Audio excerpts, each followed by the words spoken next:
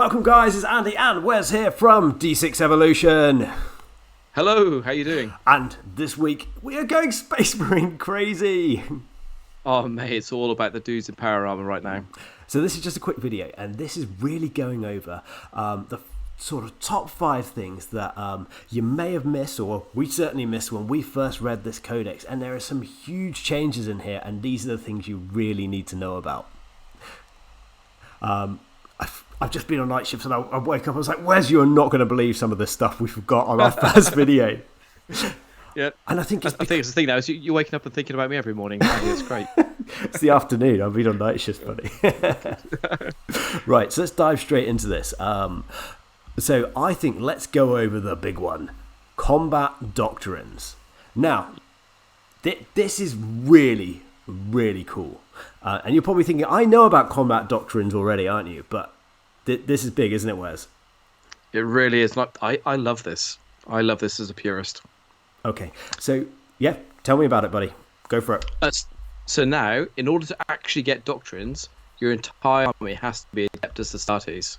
So you can't have detachments with knights or other Imperial factions. You have to have Adeptus Astartes throughout your army. Yeah, that's huge.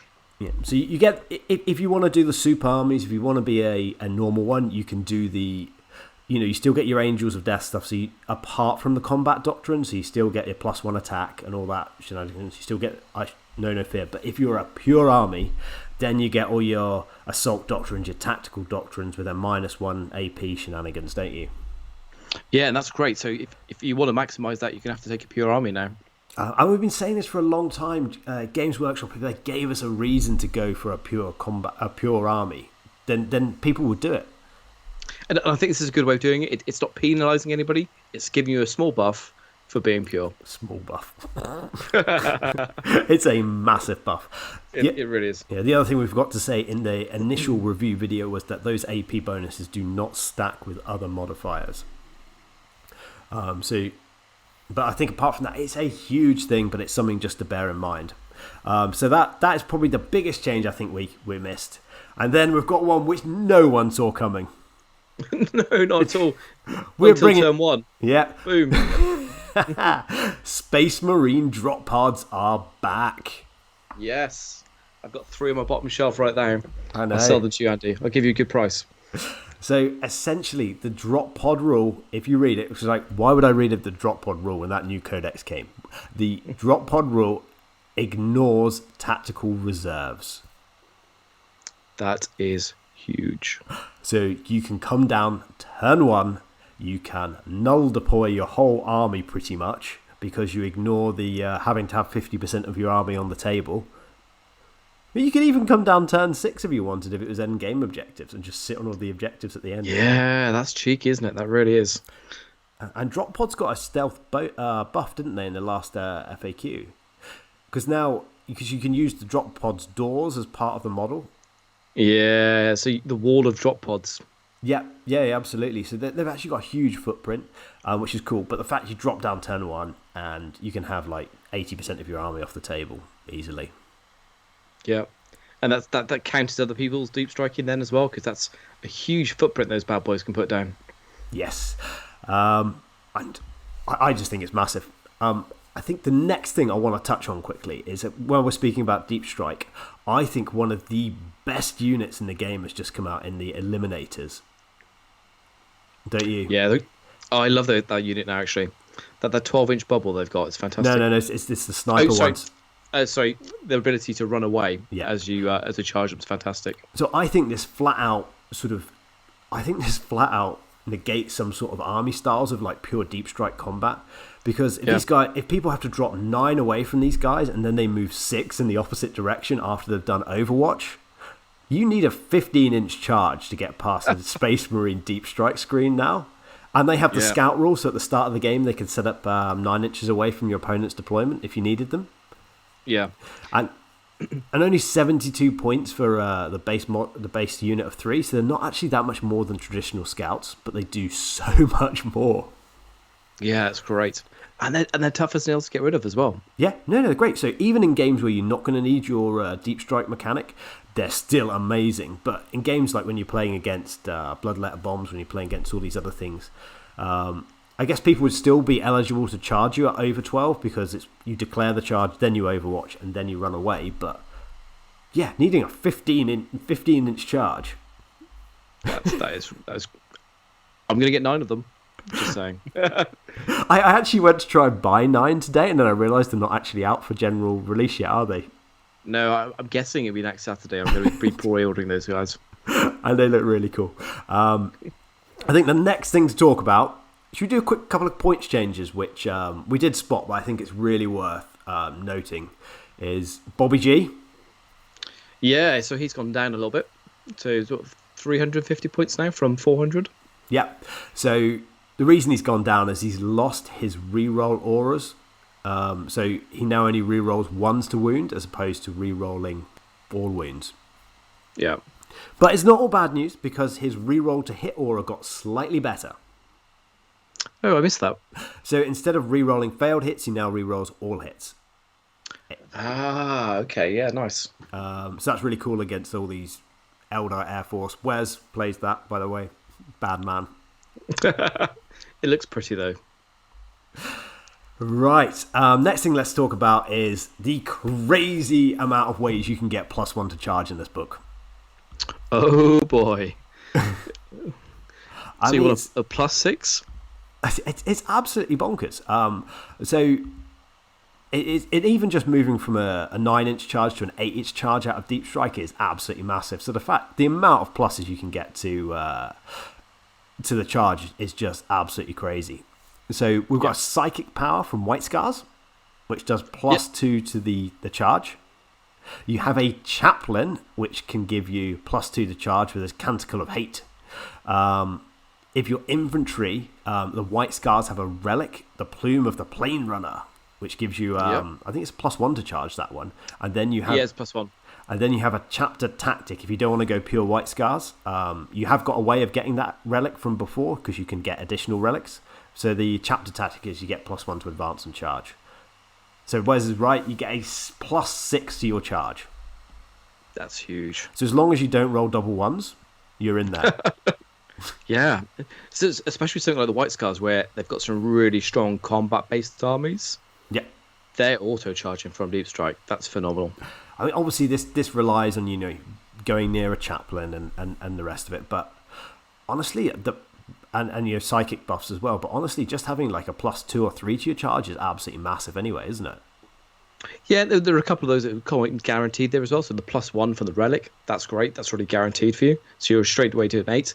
Anything else is a bonus, and you've got the reroll mechanics that you can use there as well for giving you a better chance of actually getting in there. It's awesome. Yeah. No, I think it's really cool. Now, next thing to talk about is Smash Captains. We should mention that Thunderhammers have gone up in points and now 40 points each. But there's probably a reason for that. So tell me about the Super Smash Captain. So I was working off a Smash Captain on bike because I thought that looked the coolest thing, because White Scars are cool at the moment. So, you've got to fit in with the kids and, take Smash Captains on bikes. But I figured out you could make your Smash Captain strength 14 with 8 attacks and 6 damage apiece at -4 AP. Oh, man. Break that down for me.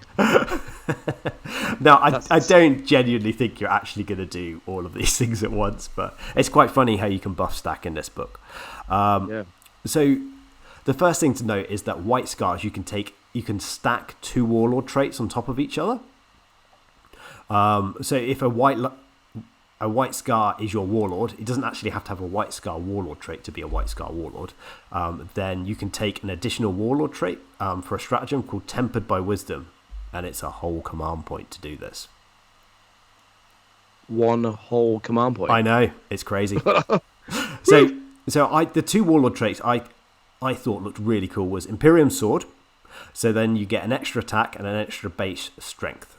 Now the way modifiers work, where you modify your strength in this game is that you modify the base strength of the model, and then you modify it with the with the weapon, and that's in the FAQs in case anyone wants to check it. So he'd now become strength 5, and he would therefore be a strength 10 with a thunder hammer because you times 2. Okay. So he's got 1 extra attack, he's got 1 extra strength, and then from his Angels of Death he gets an extra attack. So he's already up to 6 attacks at this point at strength 10.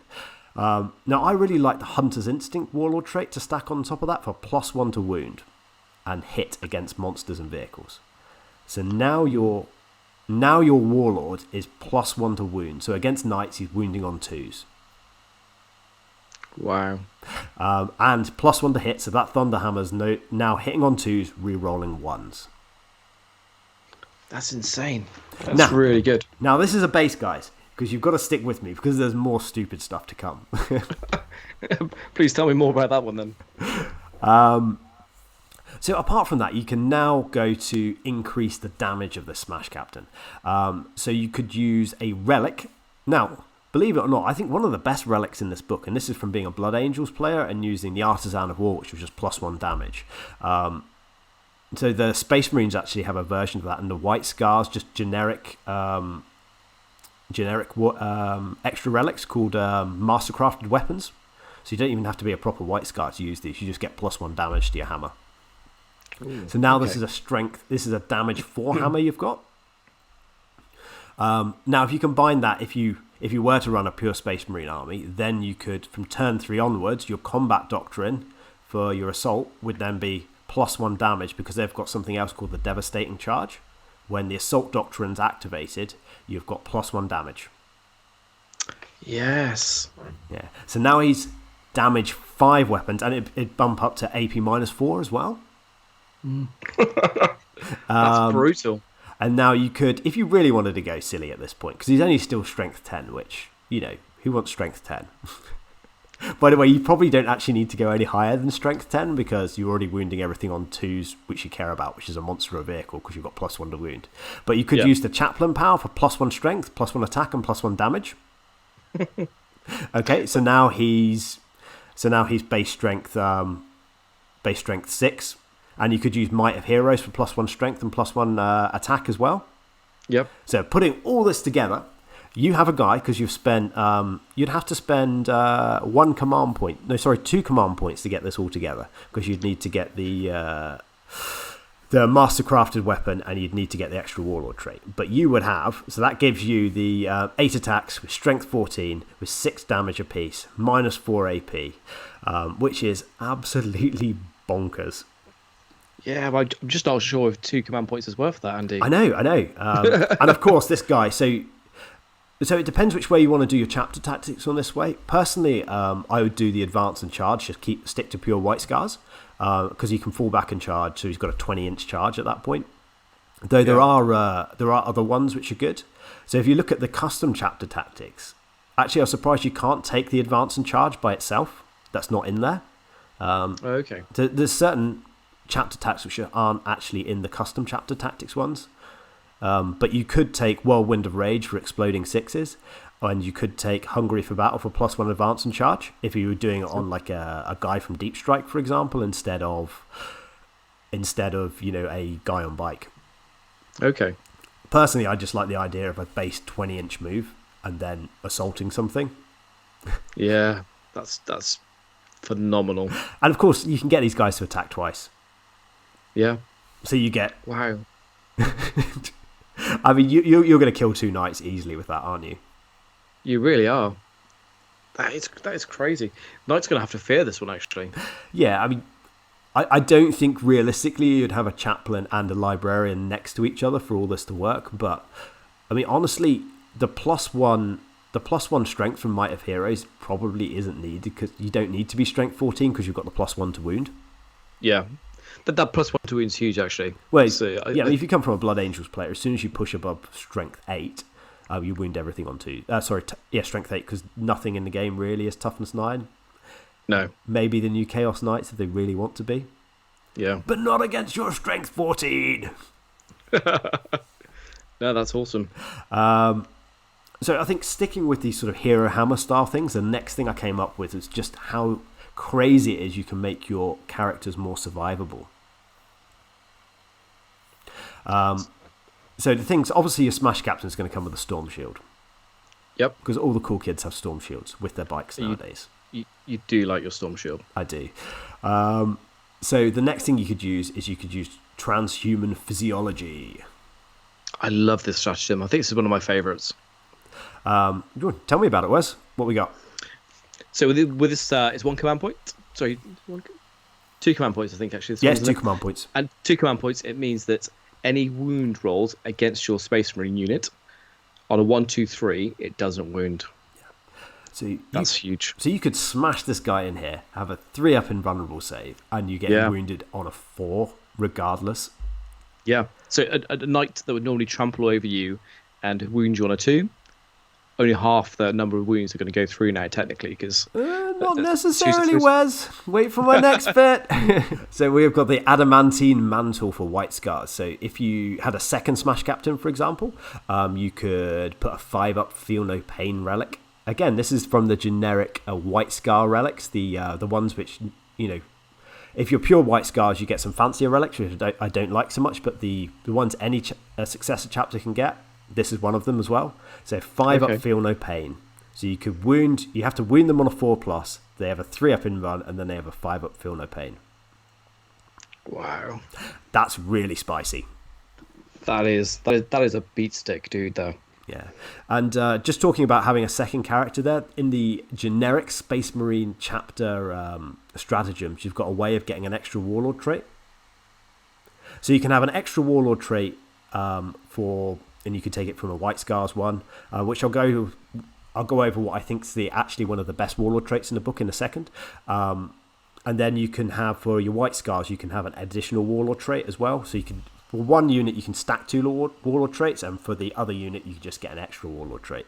So you're running around with 3 Warlord traits. So I think that's really cool. Yeah, that's going to be that's going to be quite powerful, actually, on the table. And it's not that command point intensive either, really. No, it's not. It's not, because usually, like with the Blood Angels and stuff, you've got to have a crazy amount of command points to make this work. But this is 2. And because you hit so hard, you probably don't need to attack twice. Yeah, because the old Smash Captain, you're relying on... essentially have a loyal 32 to give you enough command points to make that effective. Yeah. But now, with this being so CP efficient, actually, you don't need that. No, you don't at all. Now, the last thing I want to talk about, and this is my favourite. This is why I've left it for the end. And we did touch on it a little bit in the Codex review, but I really want to just point out how bloody powerful this is Master of Snares. Oh, I love this one. Yeah. So I think that there's really cool things you can add to your army, which give you a little bit of tech, a little bit of things to catch your opponent off guard, and this one is huge. So it's a no fallback Warlord trait, and it's my favourite Warlord trait. And if I was going to take an additional Warlord trait, this is the one I would take. So essentially, on a 4+, if you're within an inch of an enemy when it's their turn, they can't fall back, and you roll that dice so you can use your command points to re-roll that, and that's for every unit which falls back. That's great. Anytime you can manipulate the opponent's movement, that's a really powerful tool. Yeah. So, I mean, essentially, he's going to be stuck in there with your Smash Captain. So, again, I'd take him on a bike because they've got bigger bases, so you can get more units in there. So you can have both Smash Captains in there, and then, essentially, you could just tie up a unit, and I think that's absolutely fantastic. Because then it stops everything being shot. Then you can start heroically intervening and start attacking on their turn, and it's absolutely massive. And what else can it do, Wes? What's the cheeky little trick you can do with these sort of things? Oh, you can maneuver the guy with the heroic intervention, which is really useful. Yeah, and the other thing you can do is you can auto explode flyers here. Oh yes, yeah. Yes. So I'm not going to let you do that to me. So if you take precedence from the Slanesh FAQ, where essentially they're epitome of Slanesh, if you can't fall back, the FAQ says if you're a flyer and you can't fall back and you've got a minimum movement, then you just explode. So the same mechanics would work in this instance, that 4+, you roll it, you code it next to a couple of Eldar flyers, they try and fly away on their turn. Right, they can't fall back. They both auto-explode because they can't do their minimum movement then. Would you have to be a jump back guy to be able to do that, though? No. Really? So the rules for charging something is that you can't charge a flyer unless you have the fly keyword. Yeah. But there's nothing to stop you piling in and consolidating into flyers. Ah, okay. So technically you'd be in combat because you'd be within an inch. Yeah. But yeah, you can't attack the flyer, but you could always use their crazy consolidate move.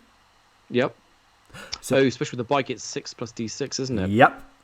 Yeah. So actually, I think even with a tiny bit of careful positioning, you can auto-explode a couple of flyers, with a potential, we're talking like, on average, a 9-inch move. So you have to be within 10 of a flyer once you annihilate something with all your strength 14 attacks. Oh, mate, that is brutal. So, yeah, basically, I've ordered 2 captains on bikes because I think that's a strong choice. Yeah. I ordered them today. I ordered the Deathwatch guy, the special Deathwatch character on bike. Okay, yeah. Because I think that's going to make a really cool White Scar Smash captain. Yeah, that's a really good looking model, actually. Yeah. You've got one on your shelf behind there, haven't you, Wes? That was going to be my other one. I do, actually, yeah. I was just thinking... I borrow all of Wes's stuff. I'll sell you for £100. Yours. Mate, after this video, they're going to be going for that. Yeah, they really will. Yeah. That is quite the unit there, isn't it? Yeah. So I think they're really cool. So biggest change, combat doctrines. And by the way, the combat doctrines, guys, you have to go through them in order, which we didn't really say in our first review as well. Yeah, so you have to start with the Devastator, then switch to the tactical, and then switch to the assault doctrine. Yeah. You can roll them back a turn, but you can't speed them up. Yeah. So you'd be like this guy sitting there with a Thunderham going, come on, turn 3! Yes. Yeah. The Ultramarines have a stratagem where they can get it back to the start again as well, which is quite nice. But not really. Just imagine how frustrating this guy with a hammer will be when you go back a turn. Yeah. So interesting point about they have to be all Space Marines. They don't have to be all of the same chapter though. So you could have 3 different detachments with different Space Marines, making it a Space Marine army. Yeah, no, absolutely. Yeah, that's fine. So you can soup it up a little bit, but you can't. I think rules as written, I think maybe, I'm not entirely sure, like even taking an assassin would invalidate this because if it's in your army. Yeah, that's what it sounds like. So even if you use the strat, as soon as you've got an assassin in there, you mess things up. Yeah. So you have to be either a Space Marine or unaligned. Yeah. So you can take your fortification. Yeah, it'd be interesting. I think they probably need to FAQ that a little bit to give a bit more clarity, maybe. But yeah, I think combat doctrines, that's the biggest one where I was just like, how did we miss that? Because we're all used to it being per detachment, but it's per army. Yeah. I think that's a really, really nice little change in there. Yeah. So that's it, guys. That is our quick rundown of what I think are some of the coolest changes in there. Obviously, there's loads of stuff in there, and things are going to come out over the next few weeks. And over the next few days, I'm going to sit down with Wes and Lewis, and we're going to do some probably of our biggest combos video and some of the army builds we think we can come up with. But for the moment, I just think these things were just really cool and things I got excited about. Yeah, that's going to be really powerful. I'm looking forward to seeing that on the table. Yeah. And guys, remember, if this is your first time watching D6 Evolution, remember to subscribe to the channel. We do regular tactics videos. Yeah, I think that's about it, buddy. Great. Well, great chat. We'll speak to you soon. Yeah. Take care. Take care. Bye-bye.